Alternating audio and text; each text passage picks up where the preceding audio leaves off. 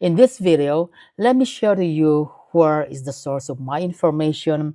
It's not like a magic that it goes out of my mind and I can do all this coding or the knowledge in Arduino. That's not the case. In fact, I do lots of research in the internet. The first one is with the switch, and I have it already. How to connect a switch in Arduino Uno. And if you're going to expand that one, let me see more downstairs.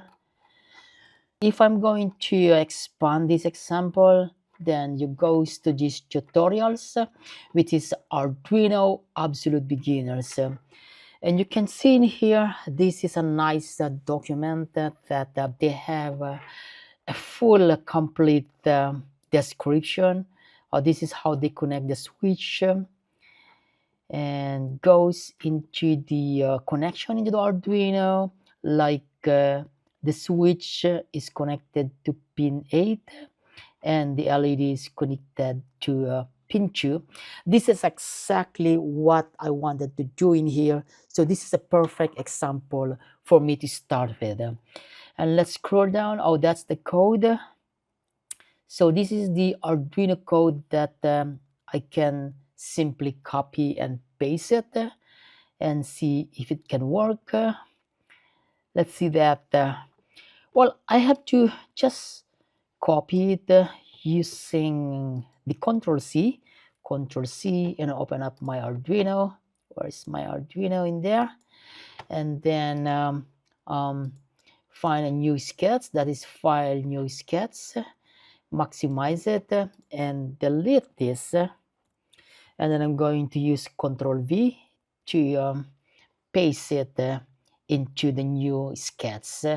And what we get in here is that I can see immediately that the switch connection is do not match my connection into the A3CS. So and the example is that they're using pin 8 in here. They're using pin 8 in here, but in the A3CS I'm using pin 7. So let me change that one.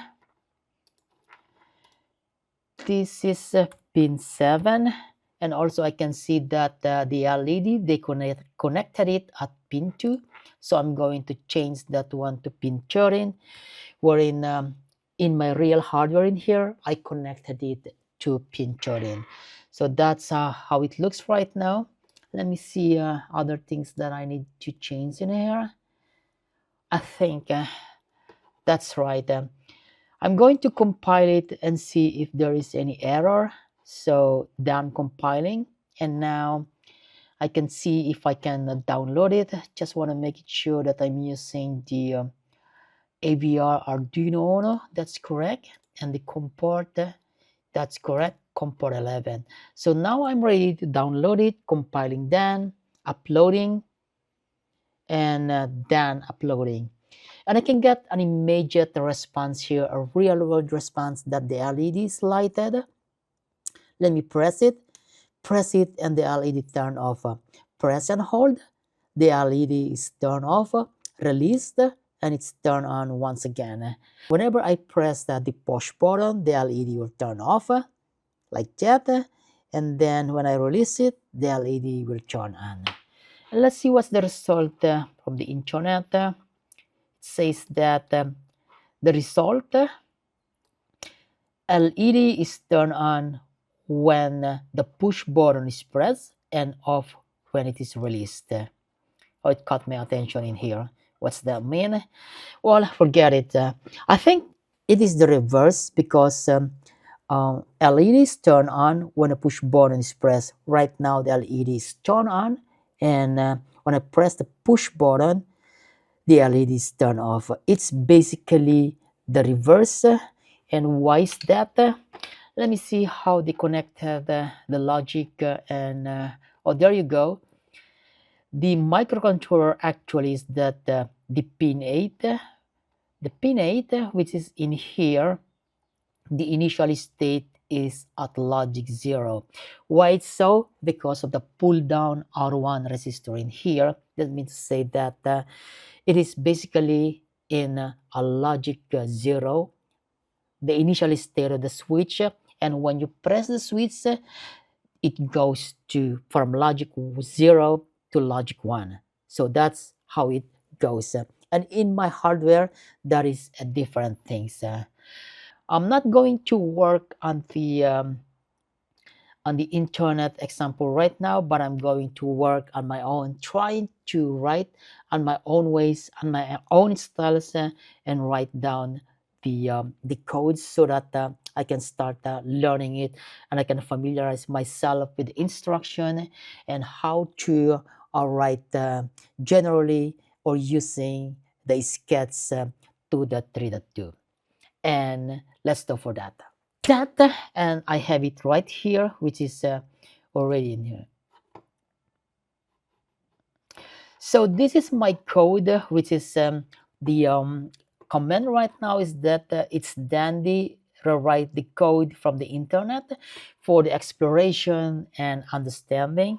And my source is this one, the link of this publication in here, which I like it very much because it's a complete description. And if I'm going back to my Arduino code, so the first thing that you can see in here is that I clearly say that dividing the microcontroller input-output ports. And why it says so? My Arduino research, my programming style is that the first thing is the variable declaration and declaring the microcontroller input-output, wherein this is the first thing I have done in here. There you go. So this declaration, let me put a little bit details on it. So I'm saying that the microcontroller pins that controlling the switch is pin 7, and I rename it to be power switch on off SW1. For the LED, the microcontroller that is controlling the LED is pin 13, and I rename it to be, or assign it the alias name to be power LED. And that's how it works for the microcontroller renaming or aliasing their name. And then I also need a variable in here wherein the power switch status, which I initialize to be 0. The instruction actually is the int, which is that's how you're going to initialize the variables and the microcontroller input output pins. The next thing in my PowerPoint is the setup, wherein the microcontroller input output, you define them to be an input or an output, and you have to initialize the values. And if you're going to take a look at once again in the Arduino sketch, it's going to be this way. So I mark it in here, the void setup, which is the setup. I initialize the LED, the power LED, to be an output. And why is that? Because the microcontroller is driving the LED in the current source mode. That is why it is an output. This A3CS in here is driving the LED inside the switch. That is why it is an output. And for the switch, I name it to be as input. Why? Because it is an input because it's accepting input from the outside world, like me pressing the switch, going inside the Arduino Uno. That is why Arduino sees that one as an input. And how you define an output or an input is with the pin mode. Pin mode, power LED 1 as an output. Then I'm going to initialize their initial state with the use of digital write, power switch on of SW1 to be high. That means to say that the port 7 I initialize to be logic 1. And also for the LED, digital write, power LED 1 to be low, which means to see initially it will going to be low or turn off. Okay, so I wrote this before and it's working already. So let me just download that and then show to you in a real live hardware response.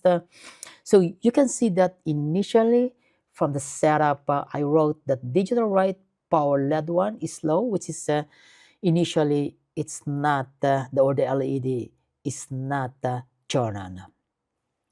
Going back to my PowerPoint, after the setup, we get the main program, and in this main program, what it does is that it's going to scan the SW1 for press. So it's just scanning this switch in here if someone press it or someone do not like to press it. And in case someone do not like to press it, someone no touch the switch, and it just like going loop in here. Keep running the program between the main program, and these things in here never executed. However, if someone depress the switch like what I'm doing it right now, I press it and the answer is yes, it will going to check the status of the LED, and if the LED is high, it will going to turn it off. Why so? If the answer is high, that means to say that the LED is turned on, so you're going to turn it off. And if the LED is low, means logic 0, then it will going to turn on the LED. And that logic description in here, let's see that one into the actual program on this sketch. So this is the void loop wherein I mentioned here it's a main program, and this is how it goes from 43 line 43 to line 65. By the way, guys, if you can see that in every blocks like the void setup, there is what we call a curly bracket in here, wherein at the start you can see the curly bracket opening. That is the start of the program. So within this curly bracket, you will going to put your program in here. I mean to say that the curly bracket within the void setup, this is the only program within that, and it will be the only one to be executed, excluding this one in the void loop. Let's decode what are these instructions and explain it. Again, the void loop, the main program is that it comes with the opening of the curly bracket and then the end of the curly bracket. So if you're going to click that one, it means to say that it should be in here. So let me put that one into the proper one. So if I'm going to click that one, you see these lines in here. That means to say that this opening of the curly bracket is exactly the end of this curly bracket. And for the other things like the opening of this curly bracket, this is the end of the curly bracket. And also in here, there's always a math. Be careful of this because this is the thing that I don't like in C or C++ or C# because of this curly bracket in here. It makes me crazy sometimes. The first instruction at line 43, this means to say that you need to read the status of the switch if someone press it or no press, and save it into the power switch status. And the values will gonna be only like 1 or high or logic 1 or 0 or logic 0. If it is 1, nobody is pressing it, and 0, someone press it. And why so? Because of my declaration in here in the setup, you can see that I write the power switch on off to be high or logic 1. Logic 1 means nobody is pressing it. That is why it says high in here and no one is pressing it. Then the next instruction at line 48, you check it right now if someone pressed the switch. Assuming that someone pressed the switch in here and the power switch status, the value is become 0 right now. If the value of the power switch status is 0, or this one is or, the power switch status is less than 1, then the start of this curly bracket, this instruction here will be executed.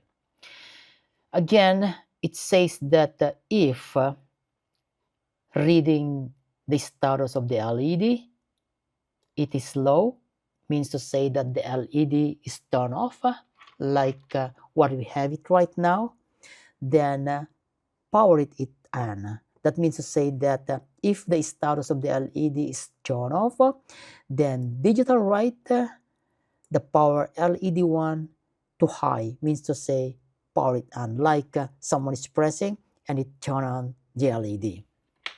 So that's the whole thing about this black code in here.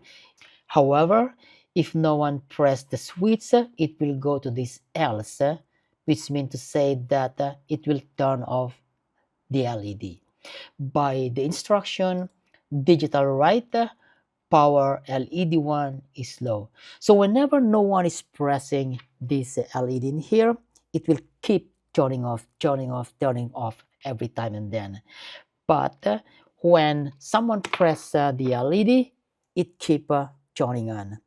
And now it's the end of the program, which is the end of the curly bracket in here. Again, in the void loop, all of this instruction will just be the one being executed, and those instructions on the void setup will not be executed because they are out of the curly bracket. It's the end of the program and of the Arduino programs, I should say, like that. And again, I'm going to download that and let's have a real world demonstration. So let's see the real world response of our program that originally taken from the Arduino research. Then if I do nothing, you can see that the LED is turned off. And if I press once, I can see that the LED turn on while press it and turn off immediately, which is exactly what is being described in the instruction and also what is being mentioned in the result, like the LED is turned on when the push button is pressed and off when it is released. Exactly what the program executed. Let me press and hold it. So press and hold. You can see that the LED is turned on, and when I release it, the LED turn off. Press and hold, turn on, release, turn off.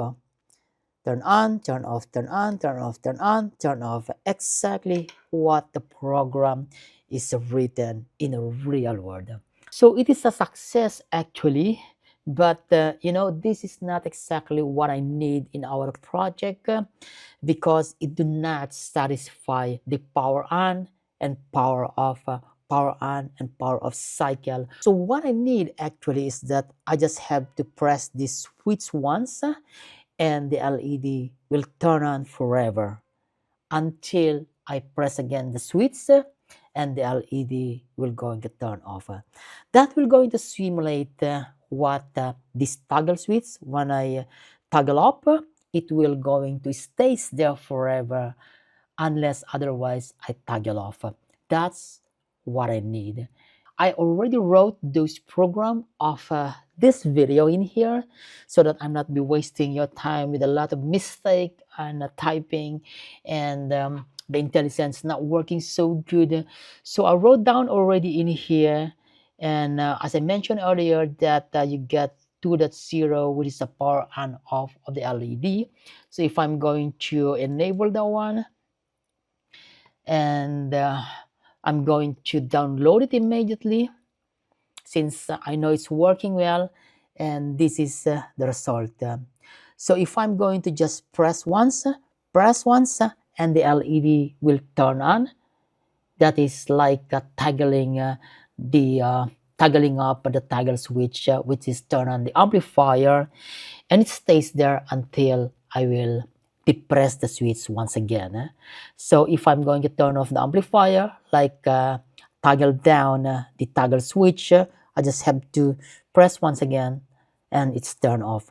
So this program that I have it right now is satisfy the requirement of this project. Toggle on, toggle off. turn on, turn off, turn on, turn off, turn on, turn off, turn on, turn off, and everything so far is good. So, what do you think, guys? What do you think of my program? Um, you think you can also write your own program right now, understanding about the instruction of the Arduino codes? I hope so. I hope so. Hope you guys can able to do that.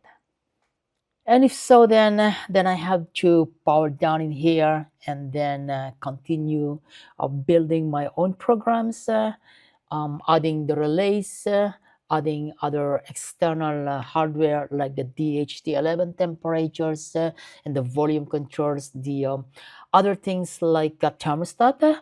So I have to power it off right now, and wish you all good luck on your programming adventures. Bye for now, guys, and see you in the next programming adventure.